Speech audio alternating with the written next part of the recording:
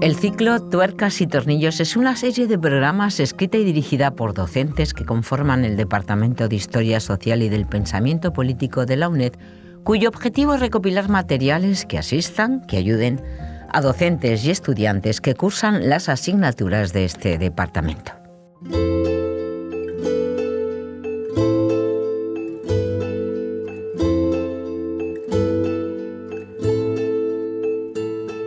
El pasado mes de noviembre, la UNED y el Círculo de Bellas Artes de Madrid acogieron la Conferencia Internacional Descolonizar Museos y Resignificar Monumentos, que reunió a expertos en memoria, colonialismo y descolonización de diferentes contextos, continentes y centros de investigación.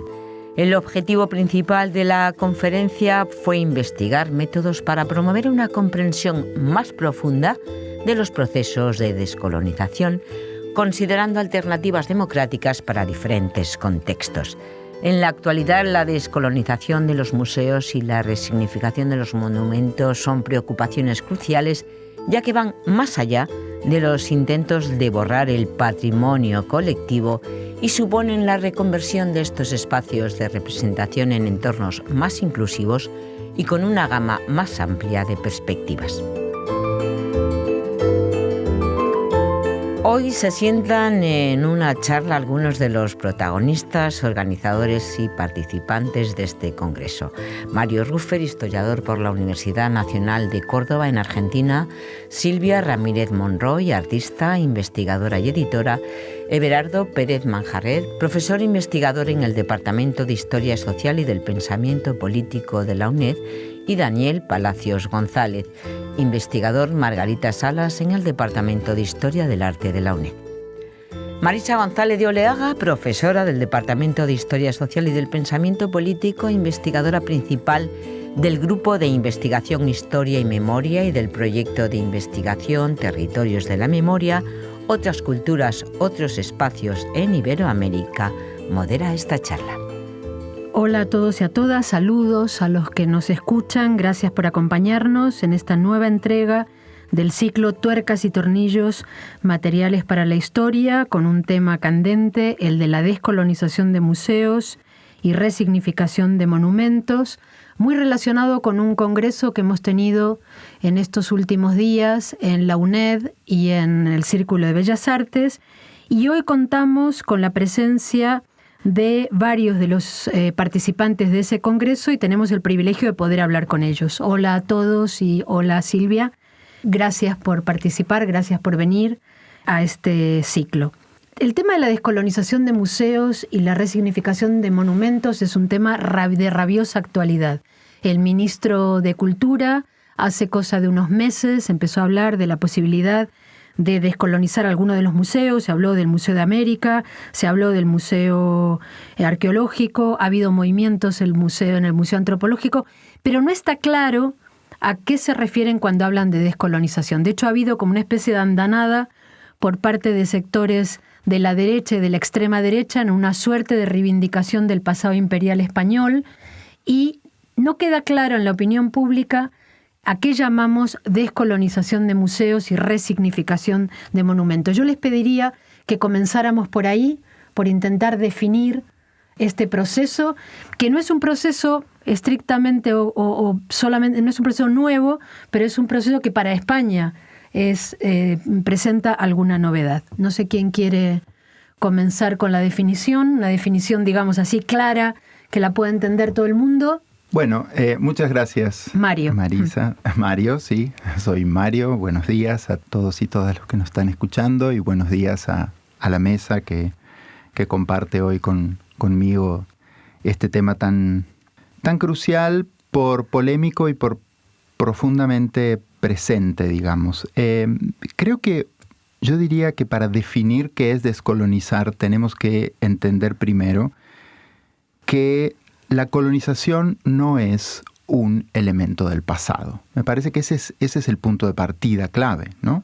Vivimos yo lo llamaría de ese modo, como no soy el único, digamos, pero definirlo como un presente colonial, ¿sí?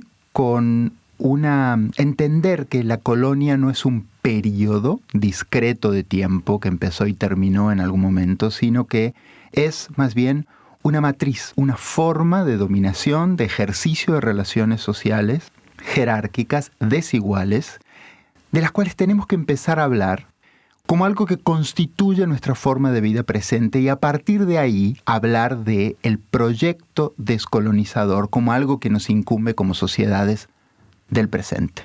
Entonces podríamos decir que la descolonización es, entre otras muchas cosas, una forma de pensar, una forma de estar en el mundo, una forma de ejercer poder. Yo creo que es una forma de pensar, una forma de estar en el mundo y también yo lo plantearía de este modo, y creo que es algo que hemos trabajado en los días de nuestro congreso, una forma de interrogarnos sobre el presente que vivimos. Que me parece que el asunto de la descolonización es qué preguntas podemos proponerle a este presente que consideramos, bueno, cotidiano, digamos. Pues, Silvia. Sí, sobre eso yo quisiera decir que efectivamente, descolonizar es desmontar un sistema de imaginarios, pero también un sistema material, ¿no?, que sustenta el sistema capitalista racista actual. Entonces creo que la descolonización de los museos, planteado como se ha hecho desde el ministerio, tendría que ir un paso, ¿no?, más allá. No es solamente ir al museo como institución aislada de la sociedad, sino realmente remover esos imaginarios que parten desde lo más ontológico, que es la percepción del tiempo, de la historia, y justamente dejar de pensar en el tiempo lineal, donde el pasado está atrás, desde una perspectiva como evolutiva, ¿no?, sino esos intercambios permanentes entre el presente, el pasado y, sobre todo, creo yo, el tema del futuro, de cómo podemos, al desmontar esos imaginarios, pensar que tenemos un futuro distinto al futuro de muerte, más o menos, que el capital o el sistema capitalista nos está llevando, ¿no? Uh-huh. Perfecto. Ever. Sí, muchas gracias por acompañar lo que han dicho Silvia y Mario. Quiero tomar como el lado positivo de esta conversación, porque si bien a España ha llegado muy recientemente, es verdad que en otros países, tanto del sur global como de Europa, esta conversación ya tiene un recorrido, ¿no? Entonces, quiero pensar que en este momento en que llega España, tenemos un bagaje en el que nos podemos apoyar para justamente presionar este proceso de descolonización que en este caso en España viene desde las instituciones, pero que en otros lugares ha sido impulsado, digamos, desde la sociedad, ¿no? Cuando he hablado con jóvenes sobre este tema, me gusta usar la metáfora es como esto que se llama el consumo responsable, ¿no?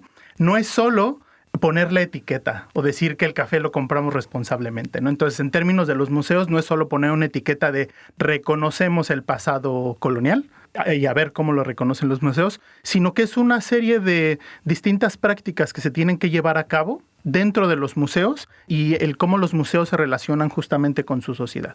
Es decir, no es solo ese primer paso de reconocer el pasado colonial de los museos, sino también la revisión crítica de las colecciones, de las narrativas y de las prácticas dentro del museo, ¿no? Y no solo la revisión, sino la transformación de estas para crear espacios inclusivos y que miren al futuro justamente, ¿no? Hay mucha gente que... Hay toda una discusión también de a qué llamamos descolonización. Hay gente que antes de que empezáramos a usar este concepto en los 90 llamaba el museo del futuro o la indigenización de los museos, pero que tiene que ver con eso, ¿no? Cómo mirar hacia adelante revisitando nuestro pasado de una forma responsable, informada y ética, ¿no? Que yo creo que es lo más importante. Bueno, yo creo que soy Daniel Palacios. Un placer estar aquí con esta mesa. A mí lo que me parece importante a la hora de pensar esta pregunta que lanzas también, Marisa, es esto que viene comentando Beraro también, la idea de que esto no es un debate nuevo, no es un debate que se ha inventado el ministro. Es un debate que realmente tiene una raíz en toda una historia anticolonial desde décadas, de cientos de años. Es un debate que se viene trabajando desde organizaciones anticoloniales, antirracistas, desde la misma parcería, por ejemplo, que está representada hoy aquí en esta mesa y que tiene toda una trayectoria. La novedad, al contrario, es la de que un ministro se interese por el tema. Un ministro, y no solo un ministro, sino una cantidad importante también de medios de comunicación, de de casas editoriales grandes, ¿no? De los grandes monopolios editoriales, de televisión, etc. Y que en ese momento, cuando de repente este tema le interesa a esas élites, siguiendo un poco la línea argumental de Olufemi Taiwo en su libro de La captura de las élites, precisamente veamos que un debate que viene arrastrándose muchísimo tiempo, estas élites se lo puedan robar. Y ellos configuren la manera de la cual ese debate ahora va a tener que entenderse a través de los cauces que ellos consideren adecuados, como puede ser el museo, la exposición temporal o X, así como qué tipo de lenguaje se va a utilizar, desdibujando de alguna manera el conflicto o la dimensión estructural de esa matriz colonial, ¿no? De la que estábamos conversando hace un momento con Mario. Sí, antes de pasar a preguntar, yo tengo una gran pregunta que es si es posible tener una descolonización exitosa en una sociedad como la que vivimos, profundamente desigual, profundamente injusta. Pero antes de eso, me gustaría someter a consideración uno de los argumentos que vienen siempre del lado de los historiadores, en muchos casos, un cierto tipo de historiografía, y también de ciertos sectores políticos, que es esta idea de que aquellos que propugnamos o planteamos la necesidad de descolonizar, en realidad no solamente los museos, la sociedad en general, lo que hacemos es querer cambiar la historia, que somos unos ilusos, unos utópicos o simplemente unos delirantes que queremos cambiar la historia, haciendo una especie de semántica de los tiempos muy extraña. La pregunta es, ¿queremos cambiar la historia o queremos cambiar la forma en la que incorporamos el legado histórico en el presente? Porque me parece que eso acabo de ver una serie que se llama Bellas Artes, una serie sobre el museo, un supuesto museo de arte iberoamericano, y se planteaba exactamente eso, ¿no? Había un atentado contra una estatua, contra una escultura, por cierto, más horrible, de un escultor español acusado de marxista, violento. Y entonces el director del museo decía, es que estos son unos ilusos que lo que quieren es cambiar la historia. ¿Queremos realmente cambiar la historia? Bueno, ante eso, Marisa, me parece fundamental esta pregunta. Yo diría dos cosas. Primero, habría que diferenciar cuando hablamos de este debate, pienso sobre todo en tu reflexión sobre los historiadores, las corrientes historiográficas y la captura de las élites, como aquí se expuso. Pienso que hay que diferenciar la palabra del concepto. Que una palabra no exista no quiere decir que no exista la idea que la secunda, ¿sí? Entonces, esto lo digo porque es un debate muy común en América Latina que se diga, sobre todo los hispanistas, que planteen, ¿de qué colonia están hablando? España nunca colonizó, España tuvo virreinatos. Sí, aquí hubo virreinatos, no hubo colonias, este es un sistema. A ver, esa es la salida fácil para un problema mucho más profundo que tiene que ver con cómo una organización histórica específica, en efecto, organizó diferencialmente y racialmente un sistema de explotación que no terminó con el advenimiento de las repúblicas. Porque las élites criollas, como sabemos, se instalaron en ese sistema. Entonces, ahí hay algo interesante que discutir en términos históricos, ¿sí? Cuando hablamos de palabra y de concepto y qué es lo que estamos peleando o disputando aquellos que propugnamos por la necesidad de descolonizar nuestras sociedades en el presente y por qué insistimos en que la colonialidad existe. Eso por un lado.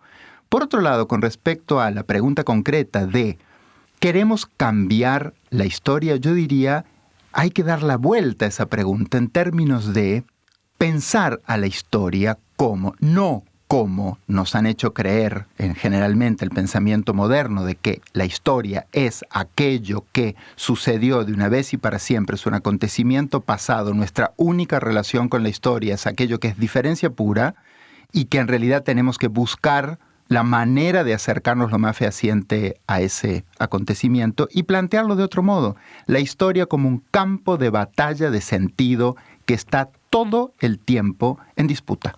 Y ese creo que es nuestro deber, digamos, como ciudadanos también, no solamente como ciudadanos, como quienes trabajamos incluso para poner al pasado en el espacio público y decir, sobre esto tenemos todavía mucho que disputar.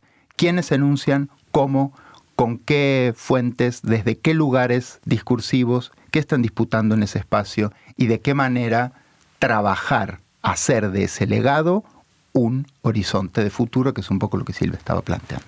Yo ahí quería decir que, claro, la pregunta depende de quién está diciendo qué historia cambiar, mejor dicho, ¿no? O sea, hay un relato de la historia que viene de Europa occidentalocéntrico, ¿no? Entonces, si es ese relato, sí lo queremos cambiar, porque lo que queremos es introducir todos los relatos que quedaron silenciados, borrados y sobre todo los que se niegan todavía que existieron, ¿no? Entonces, creo que si estamos hablando de esa historia, yo creo que sí hay que cambiar. Si estamos hablando de la historia, de los acontecimientos, de lo que pasó, pues no. O sea, es que no, está tan vivo lo que pasó y fue tan real que tenemos todavía consecuencias hoy. Entonces, lo que hay que hacer es revisar cómo estamos contando esos acontecimientos y sobre todo desde el presente, ¿no? Muy bien. Yo creo que una de las cuestiones, mucha de la gente que toma este argumento de es que ustedes quieren destruir la historia y lo que quieren es borrar herencias de cualquier tipo, tiene que ver con esto que hace ya algunos años Chimamanda Adichie nos comentó de el peligro de las narrativas únicas, que es que mucha de nuestra vida diaria está basada en estas grandes narrativas, ¿no? Entonces, cuando intentamos simplemente criticar o poner en revisión este tipo de grandes narrativas o historias oficiales, es que muchas gentes se incomodan, ¿no? Pero justamente una de las cuestiones de la descolonización es abrir ese panorama, ¿no? Que no hay una historia única para contar las cosas que se nos muestran en los museos, en este caso, y que además ya hay relatos para plantear alternativas a la interpretación, ¿no? Porque, por ejemplo, mucha de la resistencia en los museos de cambiar, de descolonizar las narrativas es no hay relatos para contar las historias de estos objetos. Y claro que hay relatos, claro, ¿no? Hay todo un recorrido de nuevos historiadores e historiadoras que han ido a las fuentes, a las comunidades indígenas, que nos permiten plantear esas otras voces y esos otros hay relatos. Relatos contemporáneos incluso, quiero decir que lo que pasa es que no se consideran, como tenemos esta idea, digamos, moderna, de que el relato histórico es la verdad, hay una confusión y además hay una ahistoricidad. Los historiadores hay una especie de moto que es todo es producto de una época, todo tiene que ver con excepto la palabra propia. La palabra propia de los historiadores es ley. Entonces, claro, aquello que viene, que son otras fuentes alternativas, no tienen el marchamo de la cientificidad, como si la cientificidad fuera la palabra, no sé, divina, no sé muy bien. Claro. ¿Entendés? O sea, los historiadores somos los menos históricos de todos los gremios porque tenemos esa incapacidad para historizar la propia palabra. O sea, la palabra del historiador moderno es moderna y se basa en una serie de criterios que, en fin, que son contextuales, tienen que ver con una época, ¿no? Uh-huh. Yo creo que, por ejemplo, ahí Daniel nos puede orientar mucho porque dentro del debate público también está esto de cuando si hay que eliminar o tirar una estatua, ¿no? Que mucha gente dice, no, pero no podemos borrar la historia, ¿por qué quieres hacerlo? O te llaman, o hablan de vandalismo. Claro. ¿No? Y justamente lo que se quiere es plantear otro relato, ¿no? O explicar por qué hacer una intervención en estas estatuas, ¿no? Es muy interesante ese debate. Absolutamente, porque además es ese objeto, ¿no? al que se alude, ¿no? como monumento, es un monumento bastante falaz normalmente, ¿no? y que tiene un origen muy concreto y que su propia estética está pensada para engañarnos.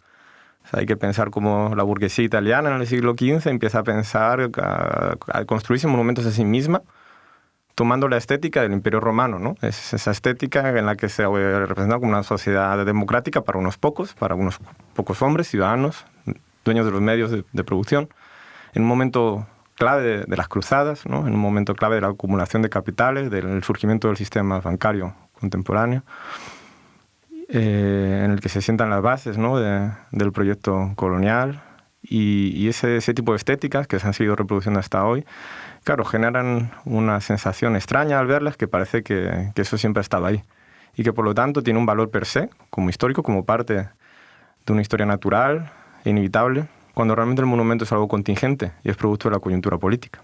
No tiene un valor por sí mismo. Sin embargo, precisamente como indicaba también Marisa, surgen estos ejércitos de expertos, de historiadores, diciendo que tienen un valor histórico, que son parte ineludible de nuestro pasado, cuando realmente lo que hacen explícitamente ese tipo de monumentos es falsear el pasado.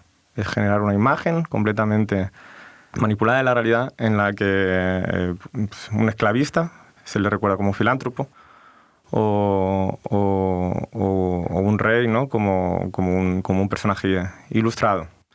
Y claro, en el momento en el que surge la posibilidad de que haya un consenso social suficientemente grande para que eso se tire abajo, es lo que estamos viendo en estos días. Ese es el pánico de esas élites en el cual pues, han puesto en marcha una serie de mecanismos bastante antiguos, ¿no? Y que funcionan sobre todo con esta idea de que hay que conservarlo.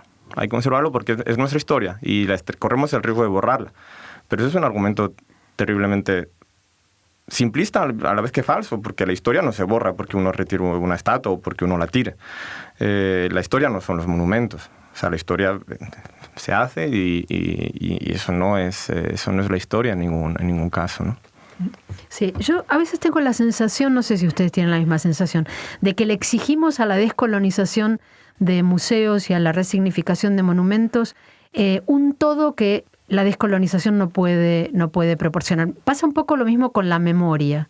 Estamos exigiendo a la memoria cambios revolucionarios, transformaciones totales, que la memoria y la descolonización no pueden. Hay unos límites dentro de la sociedad, dentro de la democracia liberal, bastante claros para que eso tenga un cierto recorrido. Quiero decir que yo creo que esto hay que tenerlo en cuenta para no quedarse en un whitewashing, en esta sensación de una vez que descolonizamos el museo y donde antes poníamos a los colonizadores, ahora ponemos a los grupos indígenas, ya se acabó la historia. Lo dijo Mario y yo creo que todos estamos más o menos de acuerdo. Pero supongamos que no siendo el final, porque a veces creo que en las sociedades se cree que la descolonización es el final. Vamos a hacer con la descolonización una sociedad más justa. Yo creo que es en todo caso y en el mejor de los casos el principio. Ahí es donde se va a disparar todo lo demás, porque empodera, porque tiene capacidad al otro para reconocerse. Entonces, lo que quiero, supongamos, dicho esto, digamos, como marco general, pensemos, para que los que nos escuchan lo entiendan, qué efectos puede tener un museo descolonizado, en el sentido de un museo con muchos relatos, un museo que reconoce, digamos, ese pasado en el presente, qué efectos puede tener en la construcción hoy de la ciudadanía, qué efectos concretos puede tener en la salud de la democracia. Porque de eso es lo que estamos hablando de hoy. Lo que está en juego no es el pasado, es el hoy y el mañana. Y lo que está en juego es nuestro sistema de convivencia y la posibilidad de convivir en diferencia y con cierta paz y cierta tranquilidad, ¿no? ¿Qué efectos puede tener ese proceso descolonizador o resignificador, no siendo la totalidad del cambio, no siendo capaz de producir un cambio total, pero sí un cambio parcial? ¿Qué efectos puede tener la ciudadanía hoy? Bueno, Mario. Marisa, te respondería la pregunta con un verso que a mí me gusta mucho de una poeta uruguaya, Marosa Di Giorgio, que dice así, no quiero la palabra, quiero conocer desnuda el altar donde se nombra. Creo que de alguna manera, para mí la respuesta, o una de las respuestas posibles, tiene que ver con ocupar los lugares de autoridad. El museo es un lugar de autoridad, ¿sí? El museo es un lugar que ha sabido crear, como complejo exhibitorio, como espacio, ha sabido crear un lenguaje de producción, como decía Silvia, de imaginarios muy pregnantes, que creo que es necesario seguir ocupando. Porque la otra es, como han dicho muchos, bueno, listo, desalojemos los museos. El museo es un dispositivo moderno, es un dispositivo colonial por excelencia, ha enseñado de una manera vertical, es un instrumento vertical. Sí, pero también es un lugar que produce efectos fundamentales en términos de la capacidad de producir mirada. Y a mí me parece que ese es un elemento clave en el proceso de la descolonización y en la forma en, como diría Marosa Di Giorgio, no cedamos solamente la palabra, sino el lugar donde esa palabra es autorizada y se vuelve legítima. Yo, perdón, quería solo apuntar dos cuestiones muy concretas sobre la descolonización de los museos, muy práctica, que me parece que viene a responder un poco tu pregunta, en términos de qué efecto tiene en la sociedad. Yo creo que los procesos de descolonización de los museos pueden ser una gran posibilidad de democratización de la sociedad, al menos en dos términos. porque crea conversación donde solo había silencio y abre procesos de reconciliación. Estoy pensando, por ejemplo, en uno de los casos que es el que, digamos, al que yo estoy más cercano, del Museo Peabody de Antropología y Etnología, en el que ahora se está viviendo desde los últimos 3 años un proceso de vaciar el museo, ¿no? Es decir, las nuevas curadoras del museo han abierto un diálogo con las comunidades indígenas de Massachusetts y de otras zonas de Estados Unidos, en las que se están empezando a retirar piezas del museo. Y cuando las retiran, dejan, en un ejercicio de transparencia muy importante, dejan placas en las que se explica por qué se han retirado esos objetos. Entonces, cuando yo he estado ahí, me ha llamado mucho la atención lo que provoca en la gente, en los visitantes, ¿no? Desde los chicos, chicas que les preguntan a sus papás, ¿qué es lo culturalmente sensitivo? ¿O por qué lo quitaron? ¿A quién hizo daño? Entonces se abre una conversación que no se tenía, ¿no? O se hablan de gente que no tenía derecho a hablar. Y por otro lado, yo creo que es discutible, pero se abren procesos de reconciliación dentro de las mismas comunidades que tienen los objetos, que los museos tienen sus objetos exhibidos. O sea, tal vez nosotros no lo alcanzamos a dimensionar, pero el hecho de que tus ancestros estén mostrados en los museos, o las piezas que para ti son importantes en términos de tu cosmovisión, que estén ahí mostradas como si fueran un libro de texto, es una cuestión muy dura para la gente. Entonces, se abren procesos de reconciliación que, digamos, en un círculo, abren esos procesos de conversación democrática en los museos, ¿no? Y ya para cerrar, quiero regresar a lo que comentaste, también solemos pensar la descolonización de los museos como una acción y no un proceso. Es decir, cerramos el museo por 4, 8, 12 meses, hacemos algunos cambios y creemos que ya está descolonizado, ¿no? Pongo un ejemplo, por ejemplo, hace unas semanas estaba hablando con unos compañeros que estaban siguiendo la descolonización del Museo Antropológico de la Universidad de British Columbia, que además está en una reserva indígena. Lo cerraron, lo volvieron a abrir y dijeron, vamos a darle un enfoque de género a las culturas indígenas, a la muestra de las culturas indígenas. Nos enseñaron los nuevos textos, los nuevos objetos, y yo les pregunté, ¿y quién escribió esta nueva museografía? Y me contestaron, un nuevo grupo de expertos. Y había gente de las comunidades indígenas en este nuevo grupo, silencio. Entonces, como pensar un poco, ¿no? Volver a la cuestión del relato, ¿no? Que lo que queremos no es destruir ningún relato, sino queremos abrir la conversación. Y yo creo que la descolonización de los museos puede ser un proceso que nos lo permita. Silvia. Yo quería como unir 2 cosas que han dicho Mario y Ever con respecto a los espacios de legitimación de la palabra y el diálogo. Creo que esto permite que se creen otros espacios para legitimar la palabra. Yo creo que lo que tiene que hacer, una de las cosas que puede hacer el museo es justamente potenciar esos espacios fuera de las instituciones, lo digo por mi actividad propia, y que seamos nosotros mismos los que seamos capaces de decir, bueno, no tenemos que pasar siempre por la institución para que lo que estamos diciendo sea válido, legítimo y trascendental, digamos, en el proceso de transformación, ¿no? Entonces creo que uniría esas 2 ideas. Muy bien, gracias. Daniel. Marisa, esto yo creo que llevado a la cuestión de los monumentos es también muy interesante, porque de alguna manera lo que vemos es que no es posible. Lo que vemos es que siguen estando esos reyes, esos esclavistas, siguen teniendo el monopolio del espacio público, porque el espacio público no es público, ¿no? Y sin embargo, lo que vemos en la historia de los monumentos es que en los contextos en los que se ha producido una toma radical del poder, una toma del Estado, una toma de los medios de producción, se han producido otro tipo de monumentos. Estamos hablando de movimientos revolucionarios, de movimientos de independencia, de movimientos de liberación nacional, y así es como, si miramos en la historia de los últimos 100 años, tendremos en China, tendremos en multitud de países de África, o tendremos en contextos en América Latina como el cubano, monumentos a las campesinas, monumentos al indígena, monumentos a las personas trabajadoras. Eso no ocurre en estos otros lugares porque no puede. Porque esas personas nos han tomado esos medios para autorrepresentarse en el espacio público, porque el espacio público sigue sin ser suyo, al igual que sigue sin ser suyo el Estado, al igual que sigue sin ser suya la tierra, y al igual que siguen sin ser suyas las fábricas. Y cuando por acción activista eso ocurre, como por ejemplo pudimos ver hace 4 años en Bristol, cuando después de tirar la estatua del esclavista recordado como filántropo Edward Colston al canal, un grupo activista instaló esta escultura de una manifestante negra alzando el puño. Se retiró porque no es posible tener eso en el espacio público, en un espacio público que sigue siendo imperialista, que sigue siendo burgués, que sigue siendo colonial, como es el del Reino Unido. Bueno, nada, me parece que tenemos que dejarlo aquí. A mí me parece importante señalar que la descolonización de museos y la resignificación de monumentos es muy importante, pero no es el único camino ni es el final de nada. En todo caso, como se dijo aquí, es el comienzo, es lo que puede ser el pistoletazo de salida, y perdón por la metáfora, que es deliberada.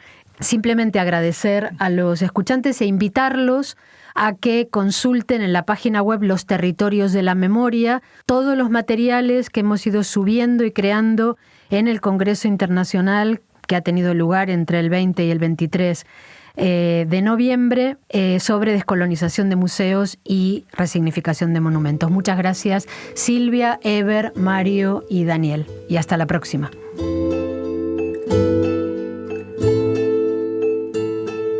Actualmente la descolonización de los museos y la resignificación monumental son asuntos de gran importancia. Más allá del intento de destruir el patrimonio colectivo, es la reconversión de esos espacios de representación en lugares más inclusivos, con más voces y más perspectivas.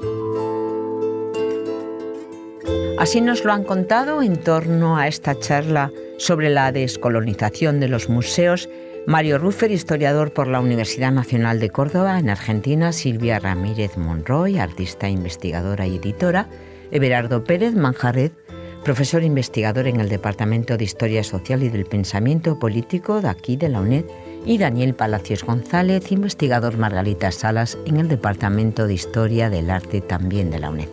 Marisa González de Oleaga, profesora de este Departamento de Historia Social y del Pensamiento Político, investigadora principal del Grupo de Investigación Historia y Memoria y del proyecto de investigación Territorios de la Memoria, otras culturas, otros espacios en Iberoamérica, ha moderado esta charla.